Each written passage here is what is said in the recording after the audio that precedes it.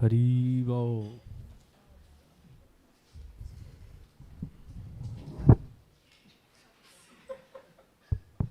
No one saw that.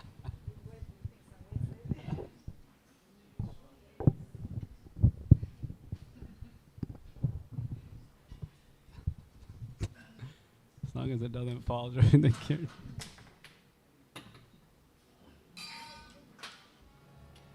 So we'll do some kirtan for 20 minutes. Either it will help you digest or help you fall asleep.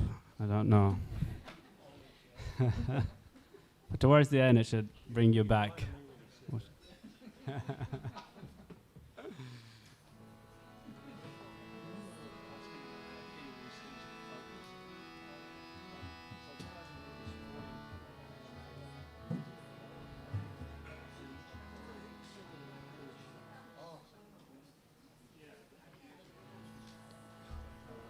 Hare Krishna,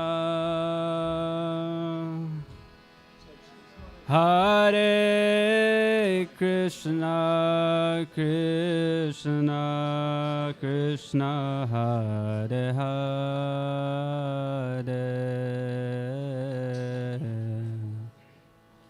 Hare Rama, Hare Rama, Rama Rama, Hare Hare,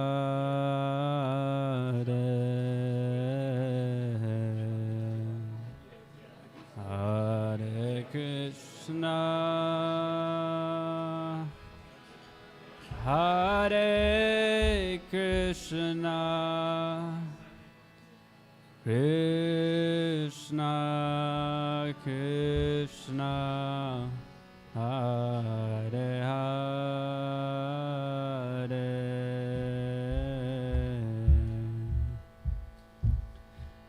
Hare Rama,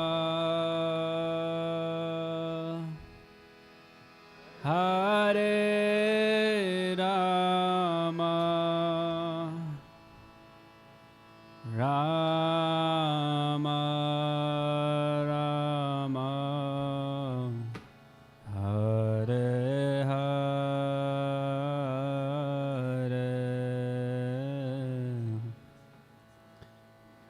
Hare Krishna, Hare Krishna, Krishna Krishna, Hare Hare,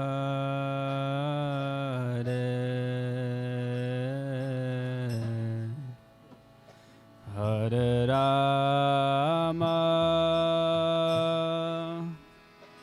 Hare Rama, Rama Rama, Hare Hare,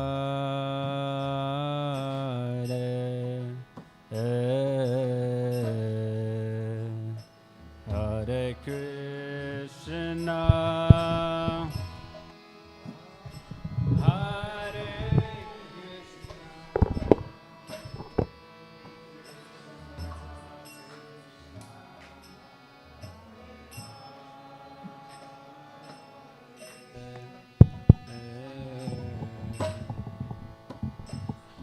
Hare Rama, Hare Rama, Rama Rama, Hare Hare,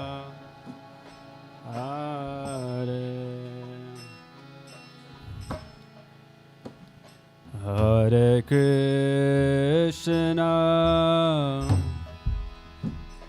Hare Krishna, Krishna Krishna, Hare Hare,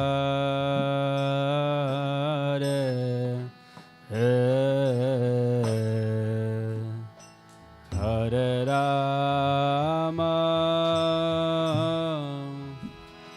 Hare Rama, Rama Rama,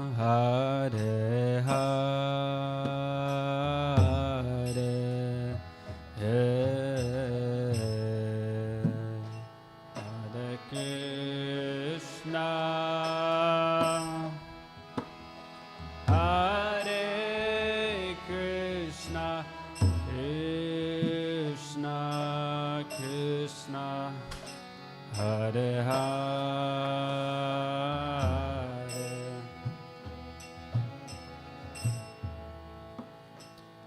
Hare Rama,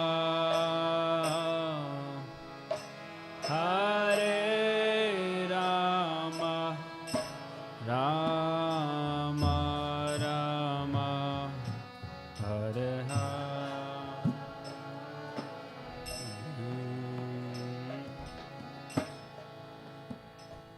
Hare Krishna,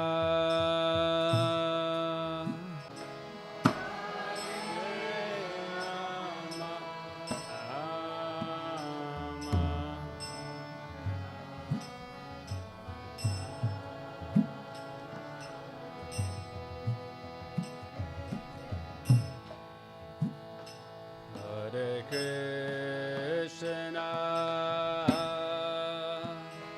Hare Krishna, Krishna Krishna, Hare Hare,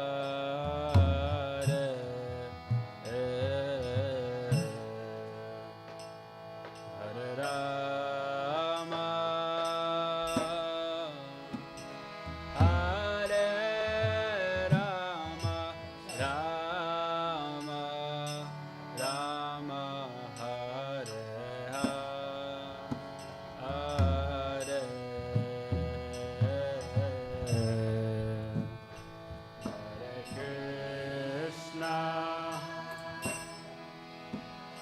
Hare Krishna, Krishna Krishna, Hare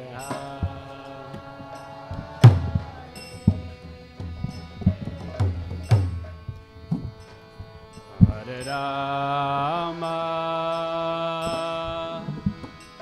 Hare Rama, Rama Rama,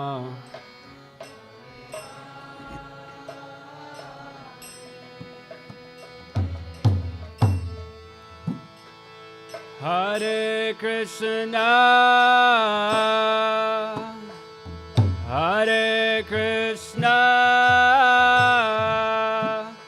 Krishna Krishna, Hare Hare,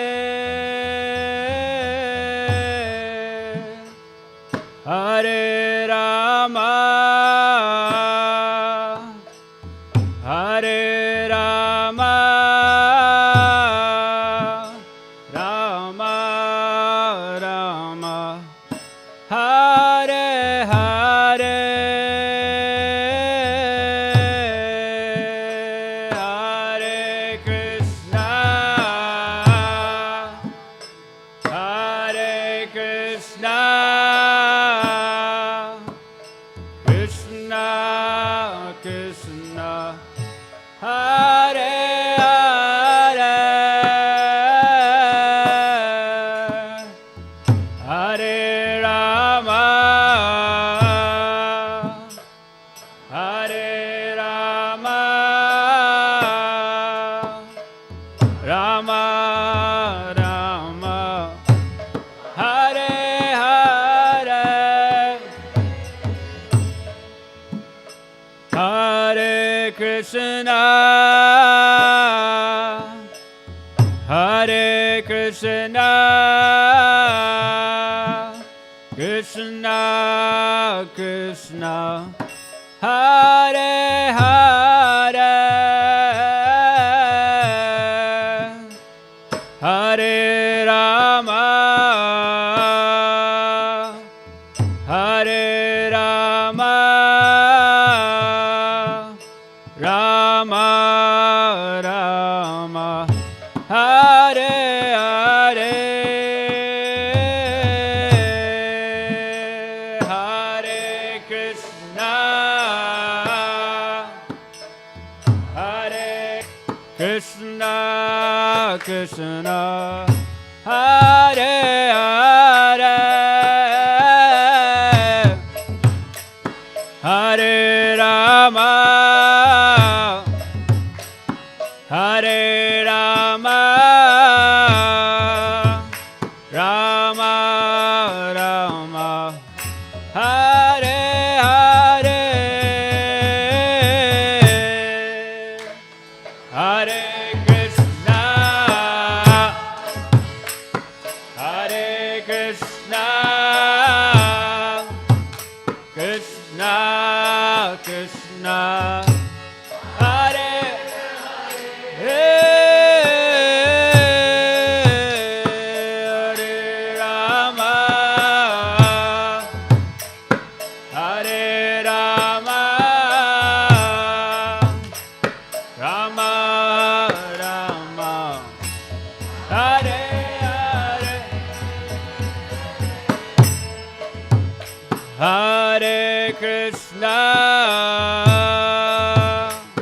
Hare Krishna,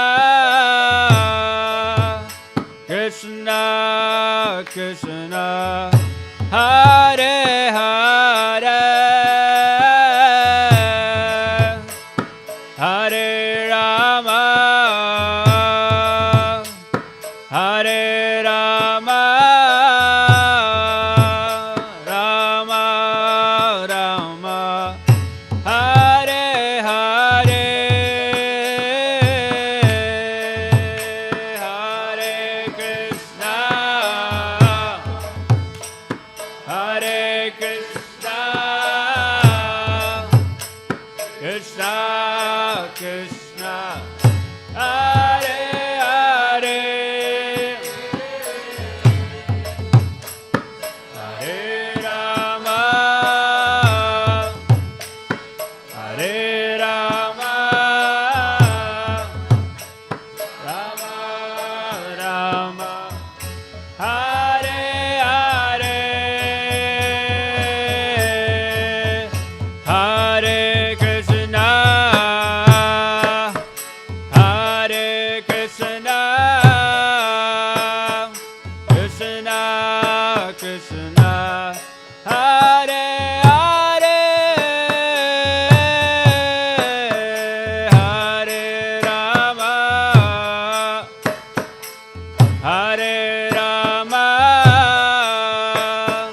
Rama Rama, Hare Hare,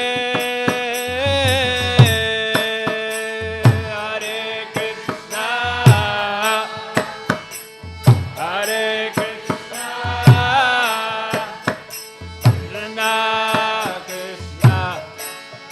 Krishna Krishna, Hare Hare, Hare Rama,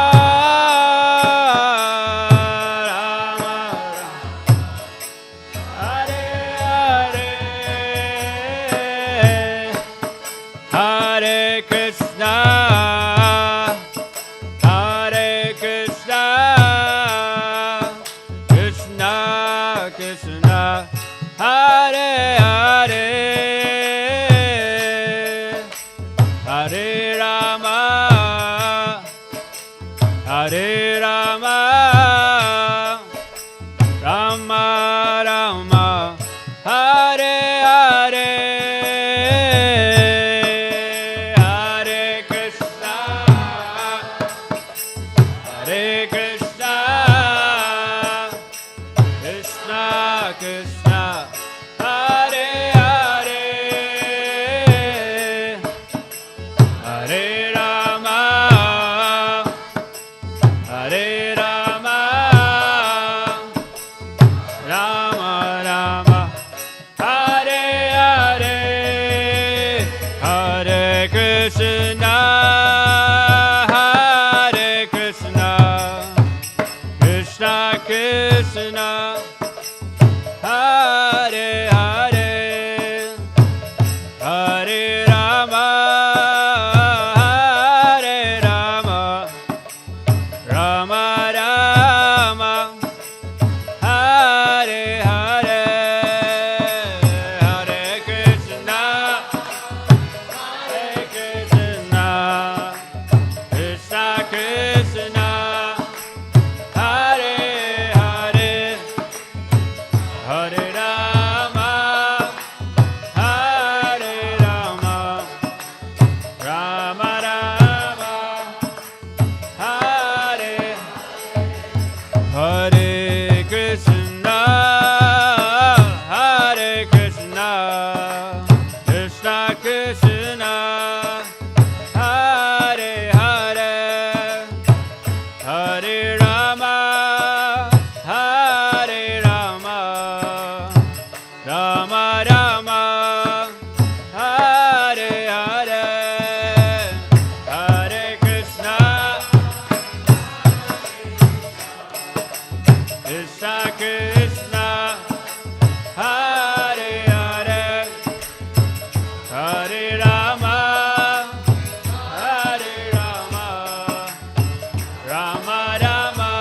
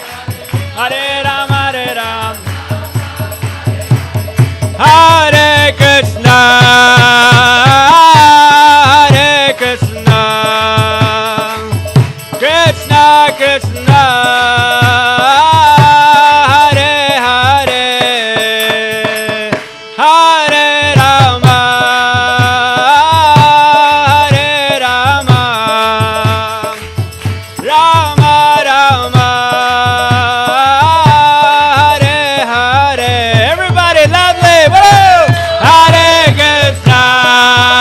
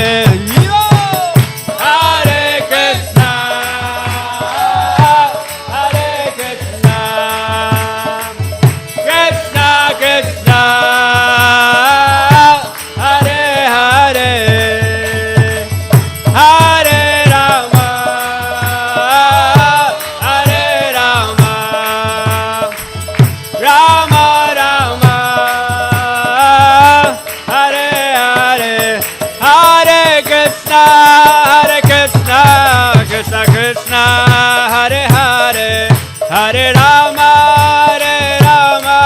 Rama Rama, Hare Hare, Hare Krishna, Krishna Krishna, Hare Hare, Hare Rama, Rama Rama, Hare Krishna,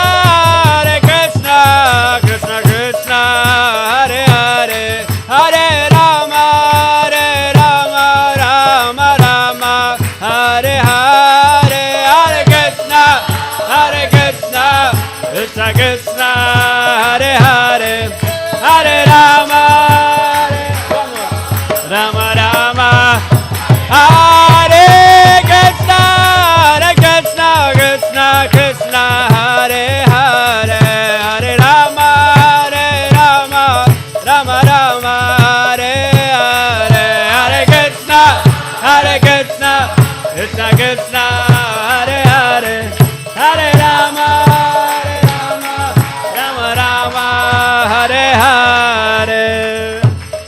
Jai Gaur Brahmanande.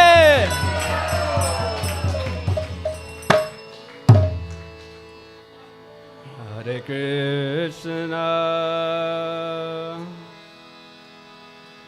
Hare Krishna, Krishna Krishna, Hare Hare,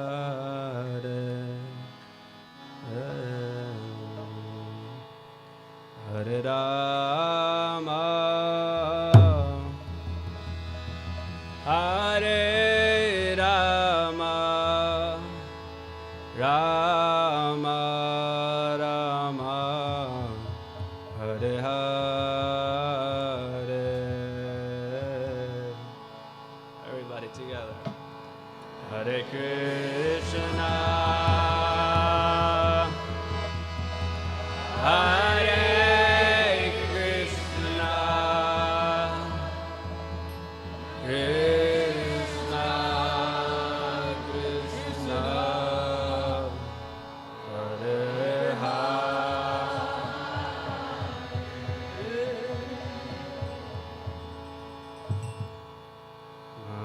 Hare Rama,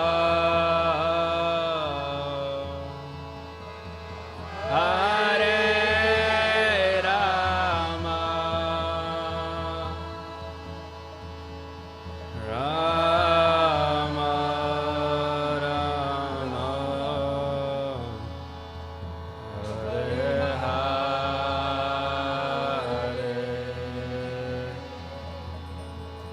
One more time together.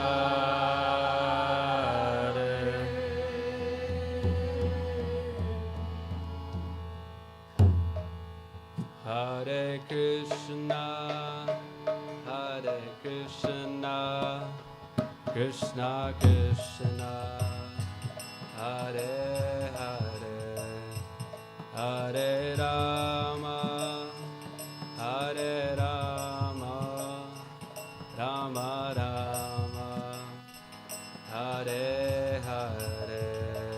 Hare Krishna, Krishna Krishna, Hare Hare, Hare Rama, Rama Rama, Hare Hare, Hare Krishna, Krishna Krishna, Hare Hare, Hare Rama, Rama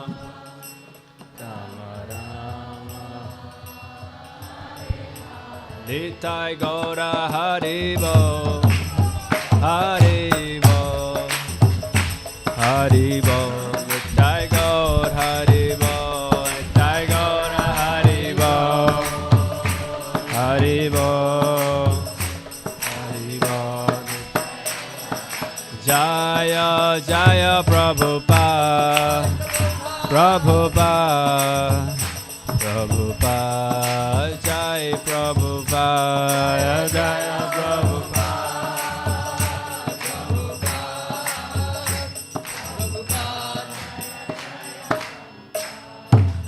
Harinam Sankirtan Yagya Ki.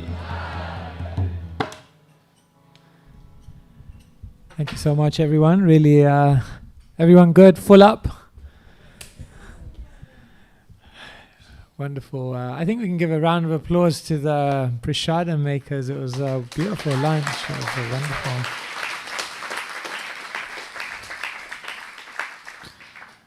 was tempted to go to sleep.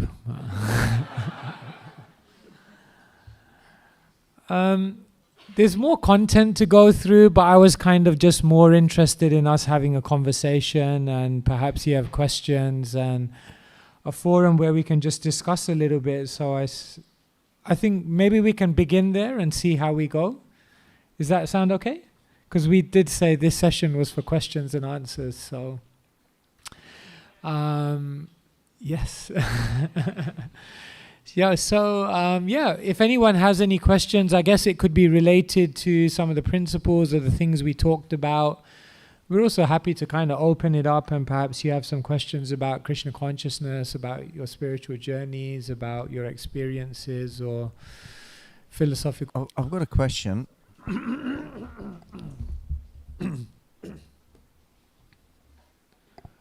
Haribo, Haribo. It's working. In our sampradaya, it's very much encouraged to have a spontaneous attraction and love towards Krishna, so how we develop that without become offensive and presumptuous, like, you know, there's a process, but and to have that spontaneity, we can become offensive as well. So how you develop that? Okay, sure. Is it possible to get this projector on? Is that possible? Should I frame some of these questions, because perhaps everyone may not be familiar? Is that, I'm assuming that would be a good thing to do. All right, so here we are in the Hare Krishna temple, and what we're really practicing here is bhakti yoga, the yoga of love. And perhaps love is the most spontaneous thing in the world. It flows freely from the heart. And sorry, I just get this. Yeah. So, but what we're also practicing is a yoga system, a science, and sometimes that idea of yoga, or love, which is so spontaneous. Why does it need to be so regulated? Why does it need to be so kind of structured? So what the ancient teachers explain is that in the awakening of love, the awakening of bhakti, there are different stages. And the stages are kind of described in different ways, but perhaps the most universal way is 3 stages. One is known as Vaidhi, then the next stage is known as Bhava, and then the perfectional stage is known as Prema. Prema means love, Bhava means ecstasy, and Vaidhi means regulation. So the idea is that we all have love within our hearts. There's an ancient Bengali verse, Nitya Siddha Krishna Prem Sadhya Kabunoi Shravanadi Sudachite Karaye Udoy. That eternal love for Krishna is already established within the heart. You don't need to get it from anywhere. It's already there, it just needs to be awakened, and it's awakened by a process of hearing and chanting. So the idea is that through regulation, gradually what should happen is one more and more natural feeling. When one is on the level of bhav, there are certain characteristics which the ancient teachers explain will help you to understand your awakening bhav.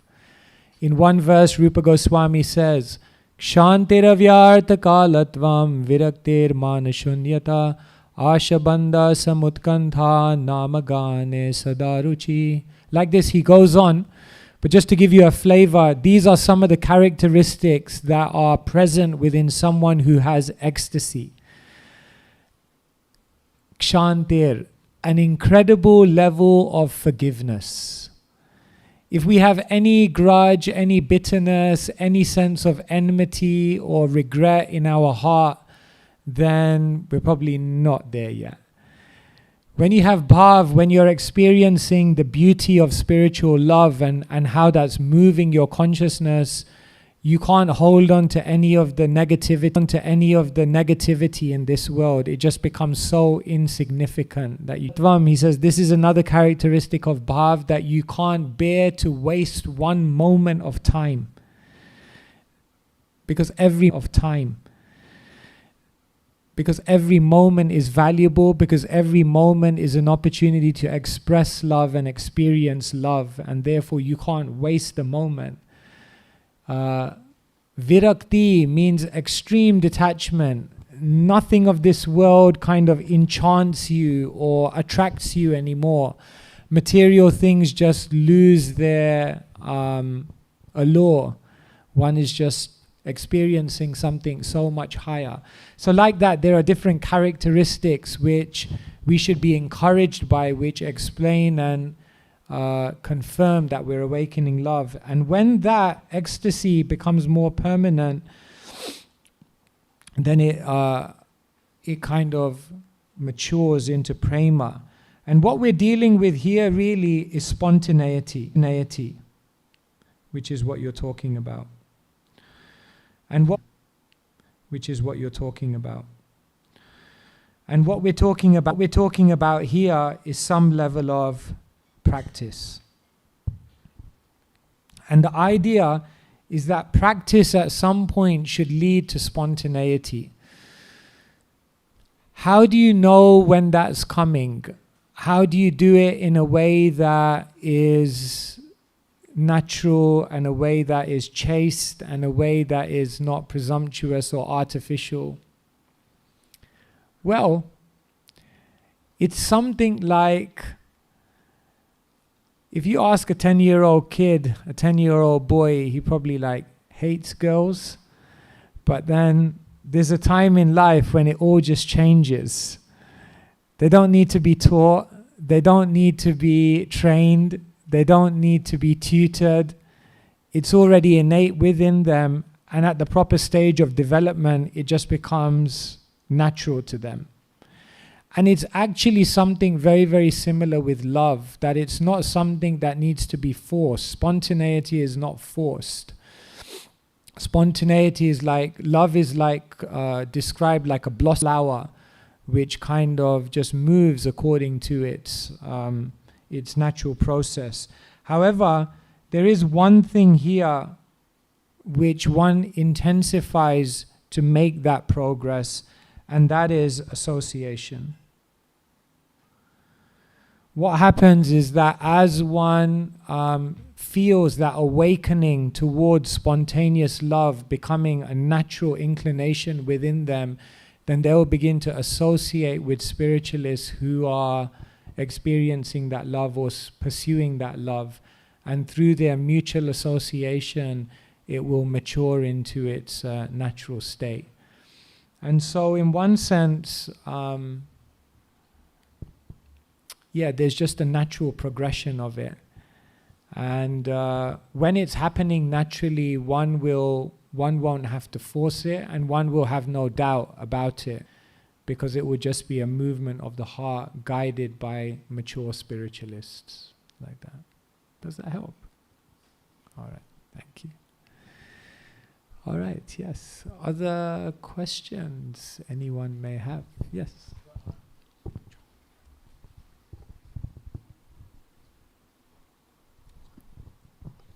You spoke about renunciation and how to simplify your life by having less things.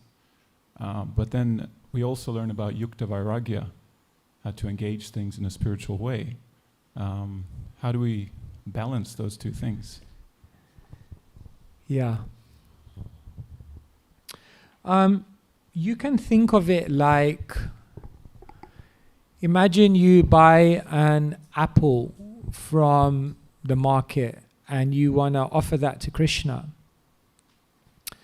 Then when you bring the apple home, then there will be certain parts of the apple which just need to be cut out, because they're not fit to be offered to Krishna. There will be other parts of the apple which just need to be washed and refined, and then they can be offered to Krishna. And similarly in our lives, there are certain things which we just need to say, this is not in any way going to be beneficial to my journey. And those things we take a detachment from. But then there are other things in our life which we can say can be redirected, can be refined, can be readjusted and engaged with in a way that actually benefit our spiritual journey. And so this is the art of desire management. Some desires need to be denied, some desires need to be refined, and other desires can be very much encouraged and cultivated. And the art of desire management is to know which desires to deny, which to refine, and which to cultivate and encourage and fuel even more. And through the guidance of spiritual wisdom and spiritual teachers, we can know which desires fall under which category, like that. Does that help? Do you want to respond to that, or was that okay? Yeah. All right. Thank you so much. Yes. Other questions? Yes. Thank you. Hare Krishna Maharaj, thank you so much for your wisdom. So in terms of, I've heard a lot of discourse about humility, and most of what I've heard is kind of more about people who are, quite confident in themselves and how to come down from that. But my question is more in relation to somebody who is more insecure and kind of is very focused on, the awkwardness of themselves and things like that. So how does somebody cultivate humility in a healthy way that, goes away from the egoic sense of, I'm always at the center of my mind worried about all of these different things, Does that make sense? Yeah. So someone may have many talents or many things, be very, very confident, and then you're saying humility is something which kind of, brings them down and kind of grounds it. But what if we're starting from a place where we feel like, I don't have talents, I'm not really that good at anything? It seems like humility might even take us even lower. So how does humility help in that situation? Well, actually it does, because the whole idea of humility is that I'm not the doer. If you think you can, or if you think you can't, then you're in one sense in illusion in both situations, because you're not really the doer at all. We have the opportunity to be an instrument. We have the opportunity to be a vehicle of grace in this world. And so even Krishna tells Arjuna on the battlefield that I've already decided everything here. All you have to do now is be an instrument in my plan.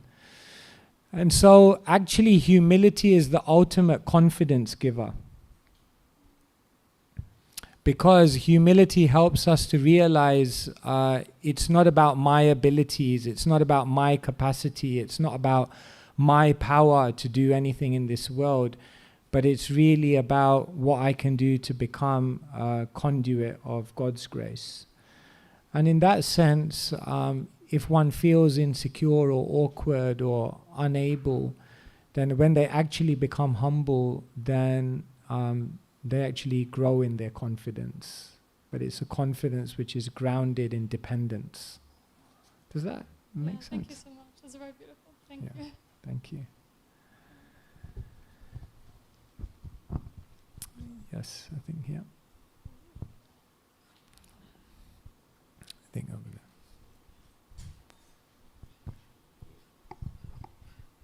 It was actually a question from last night, and I don't remember the context, but you said a comment saying nothing is random. Yeah. And I just felt to hear you talk into that a little bit more, because I believe that certain events have you coming up with many reasons as to why, things might occur. Yeah. So I'm interested to get your thoughts on that. Thank you so much. Yeah. So according to the Bhagavad Gita, the world is full of purpose, it's full of meaning. Nothing is random, everything happens by chance. And so, obviously you have this word, karma. So karma has different connotations. It can mean action. Karma can also mean reaction. But in the most popular kind of understanding, it means the law which governs action and reaction. So we learn, some people learn by hearing, but if we don't learn by hearing, then we learn by observing others. And if we don't learn by observing others, then we may have to go through an experience ourselves. They call it the school of hard knocks. And so the idea is that we're here in this world to uplift our consciousness, upgrade our consciousness. And in order to do that, there are different ways in which we can learn. And perhaps for many of us, we have to go through experiences. We have to go through real life, emotive things in our life, which then shift something within us. And so the idea is that karma is this experience. In other words, as I was mentioning, whenever we go through something in life, the spiritualist is not just asking, how do I feel about this? But the spiritualist is asking, what can I learn from this? Pain has a purpose. Problems are meant to bring progress. And therefore, karma is the universal law. And the idea is then people ask, how can I decode my karma? If I'm meant to learn lessons from things that are happening to me, how do I find out what those lessons are? Because we can't obviously remember what's causing us to go through a certain reaction now. So how do I learn? So basically there's 3 ways to decode your karma.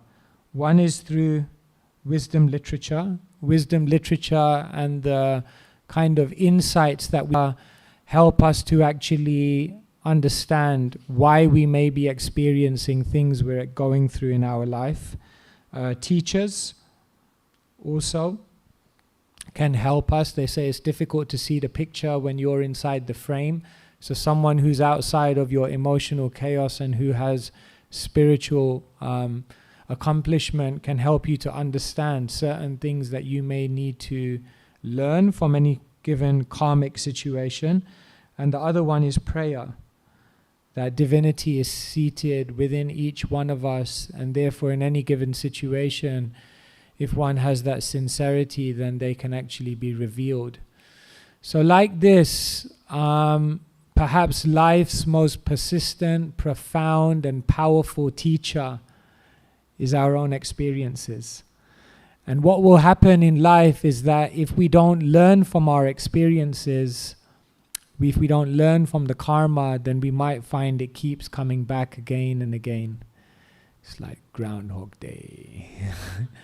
So it's kind of like that. So yeah, karma and every situation that we're going through happens for a reason to teach us something about life. Does that help? Do you want to respond to that?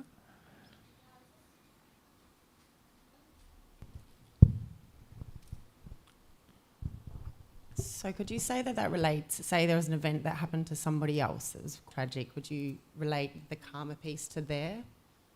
You mean like a loved one, if something goes to someone? Yeah, that's also part of our karmic cycle, because it's not just them, you're related to them, you're kind of part of their life. So it's also an experience that you had to go through to experience someone else going through that, an experience they go through. Like, we're all interconnected. Every single person we come in contact with, every single relationship, every single event,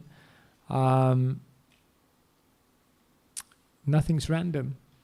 And so it's something that we need to experience. It's something that we need to see. And yes, other people's pain becomes our pain, and that's also part of our karma. So, yeah, thank you. Thank you so much. Other questions anyone may have? Okay. Yep. Hare Krishna Maharaj. My question is actually in relation to what you just explained.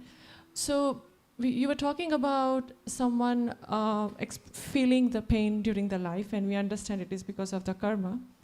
And we know that the reason could be actually, one way to give them a relief is to turning them towards the spirituality, but they are not so receptive. So what can we do in that situation? How do we turn them towards spirituality? Well, I don't think we can turn anyone towards anything. Every living being has free will. And even Krishna, who speaks the whole Bhagavad Gita to Arjuna, at the end of the conversation, he says, now I've given you all the knowledge. It's up to you. You do what you want to do. Even Krishna, who is divinity, who's God, who's the Supreme, who has the power to do practically anything, doesn't force. And so all we can do is inspire. All we can do is educate and give good wisdom. And all we can do really is be a good example ourselves. And guide people towards a space of consciousness which will actually bring them relief. In the world today is they're trying to solve their problems through external solutions. But they're not learning the inner lessons which transform their consciousness, which give them the real immunity from life's challenges. And so we have to try to inspire people and inspire ourselves to look for deeper solutions, inner solutions, solutions which begin from changing myself. But we can't force that anyone. We can just try to inspire, educate, and be a good example. And then ultimately everyone has free will like that. Is that okay?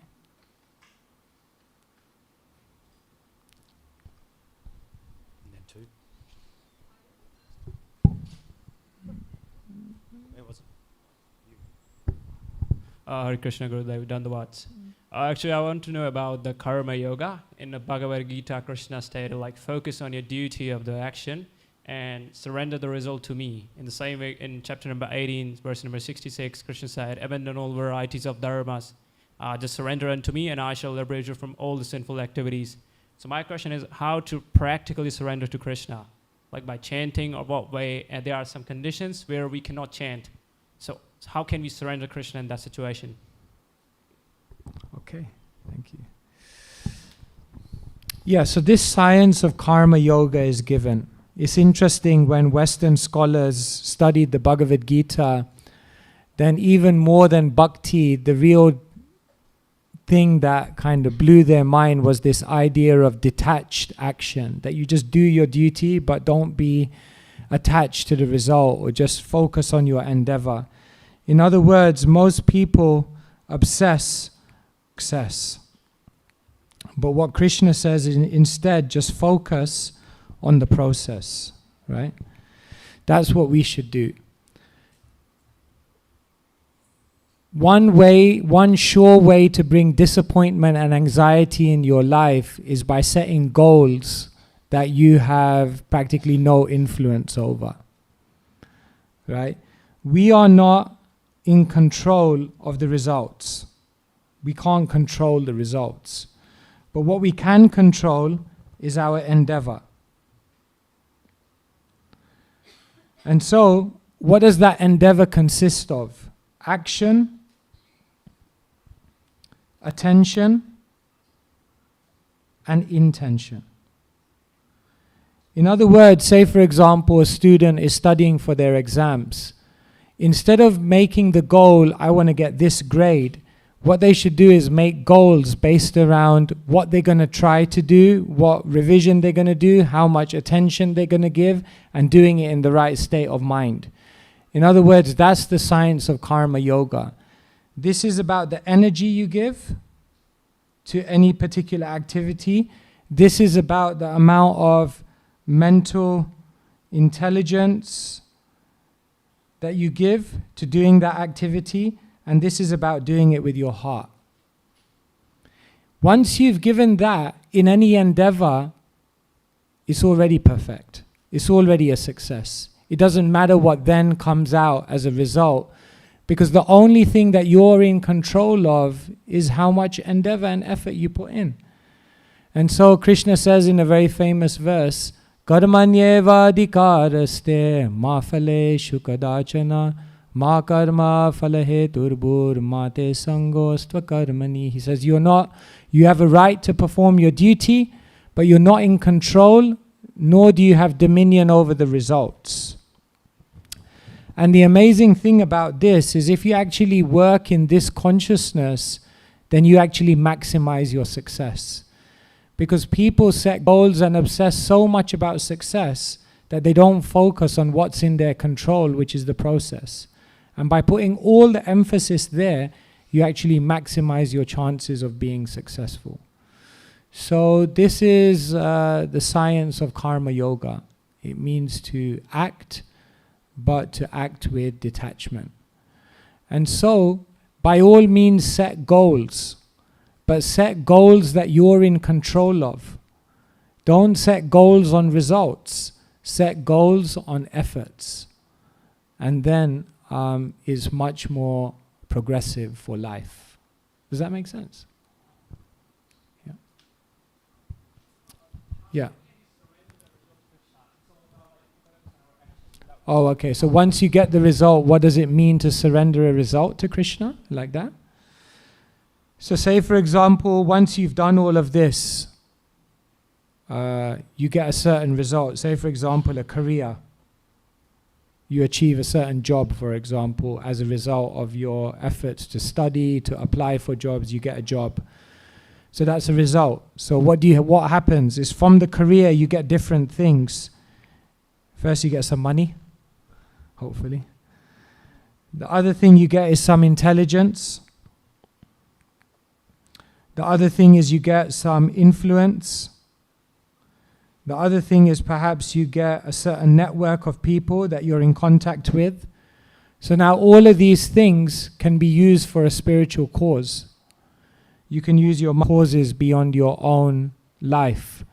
You can use your intelligence that you gain from your career as a result. You can use that for a higher cause. You can use the influence that you have from your position in the world for a higher cause. And you can use your network for a higher cause. And by doing that, then what happens is whatever result you're getting, you're employing it for more than just your own gratification. And that's what makes life beautiful. Like, progress and happiness are not the same thing. They conflate these, so they think if I'm growing, I'm happy. No. When you grow values and with a noble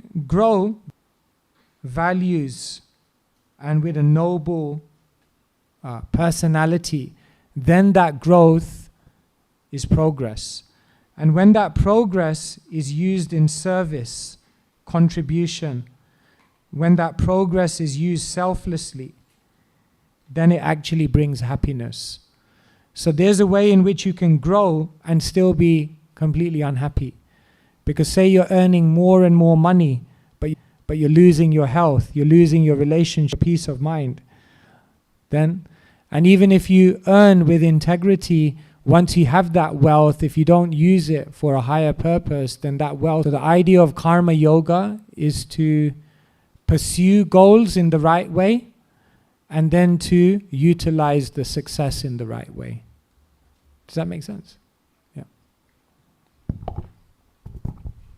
Sai Maharaj, I was encouraged when you talked about karma earlier and you express the Vaishnav sentiment. Excuse me if this is a little word. I think when an adult discovers the idea of karma, quite often they've come to Krishna consciousness with a set of questions that might have even been prompted by suffering. And the penny drops. Oh, that's why I was suffering. It served a purpose and it's brought me to this place. Very different when it's a kid. And I think all too often when we're around someone who's suffering, we might just dispense, it's your karma, you brought it on yourself, you deserve this, you're just getting what you...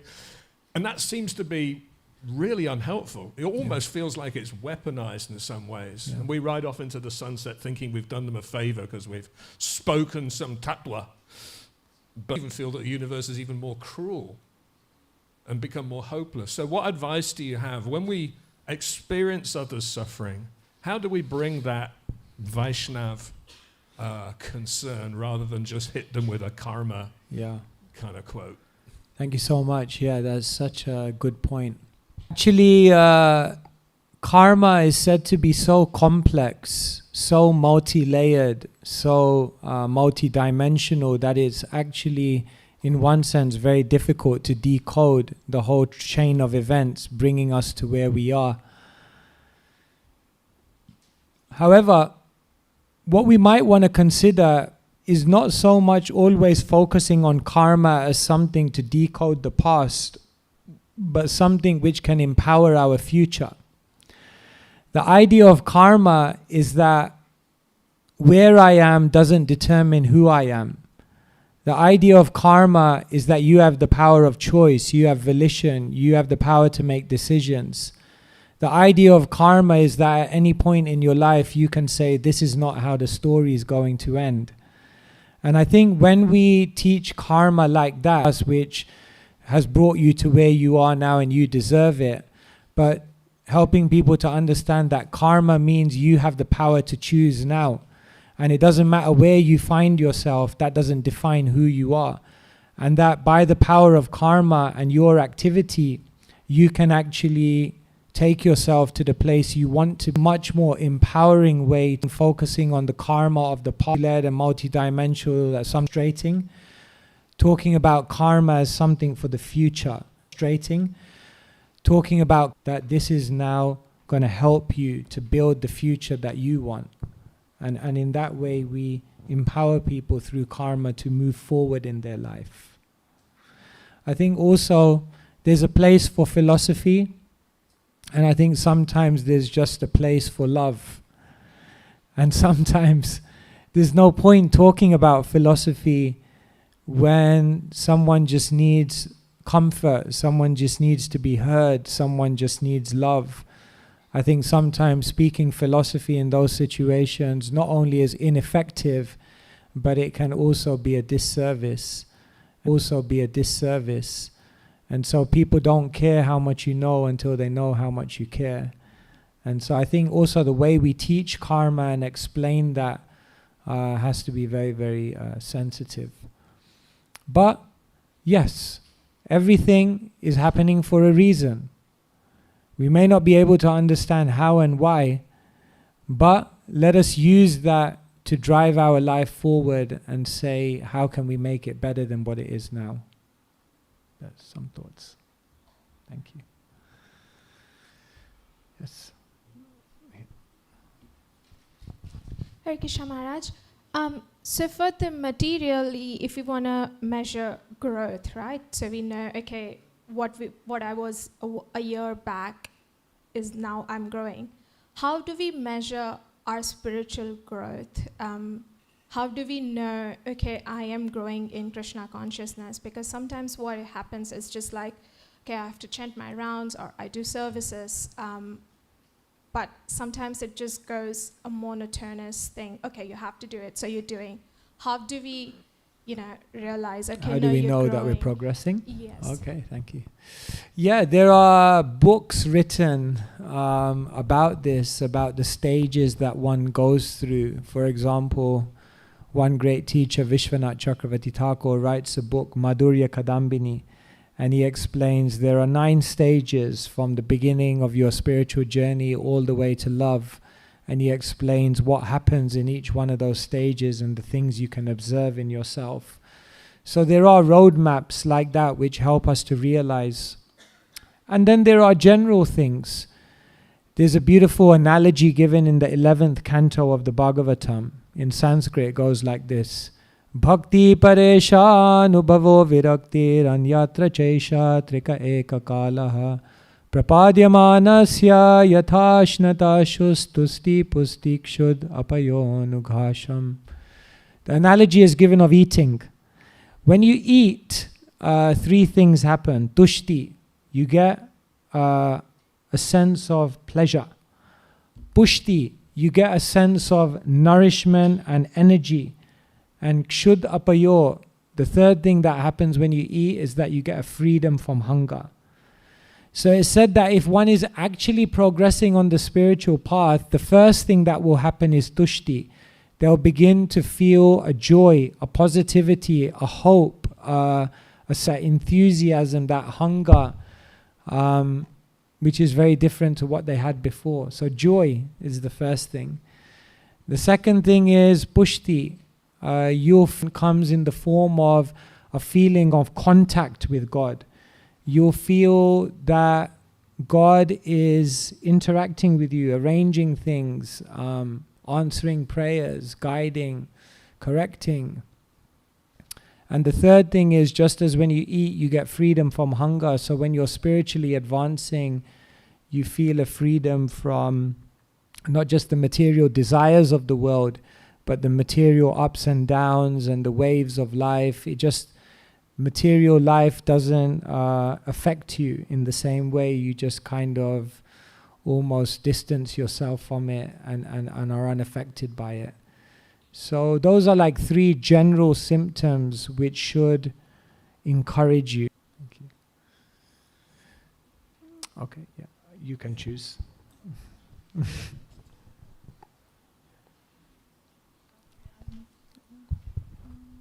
Hare Krishna Maharaj. We've been talking about love, praying, but how do you define love in spirituality? And if there is love, then is there any space for having question or doubt, or like, there are days when you feel like, is it the right thing to do? Is it not the right thing to do? So if that question is coming, does this mean that love is not there? So what's love in spirituality? What is love anyway? Yes. Thank you so much.